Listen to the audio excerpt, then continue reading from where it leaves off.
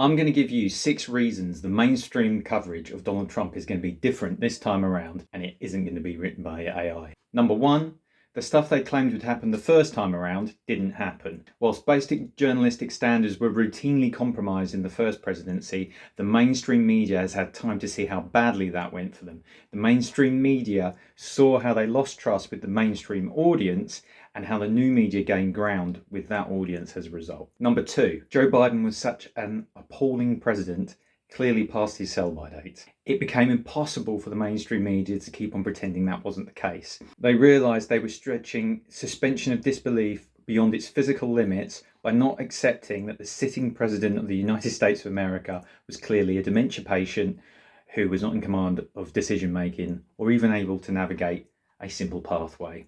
Number 3, the conduct of Hunter Biden and how Joe Biden handled it. For a long time, the mainstream media stuck to the line that claims against Hunter Biden were disinformation or that Joe Biden should not be held responsible for the sins of his son. But when he promised not to pardon his son, then he did it anyway on a scope without precedence, absolving him of all crimes way, way beyond the scope of any crimes he's actually been accused of to date. The mainstream media were handed a situation which they could only present as crass nepotism and a travesty of justice. Put this in perspective, Joe Biden pardoned a man that waited for his brother to die from cancer and then nipped around to shag his widowed sister-in-law and get her addicted to hard drugs.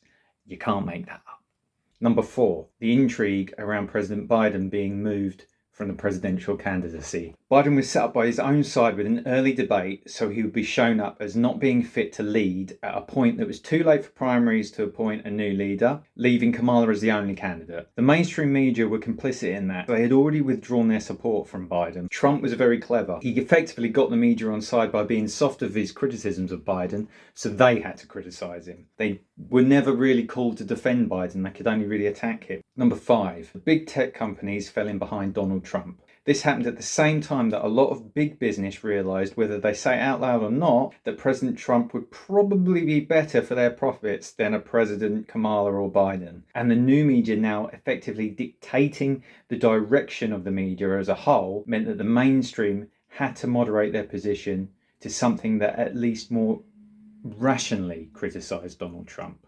Number 6, the bulk of the public got fed up with being presented fringe so-called progressive politics as mainstream politics. The mainstream media's constant denigrating of Donald Trump's mainstream policies whilst hailing wacky marginal interests of little concern of most of its viewers were affecting figures. The mainstream media had to react.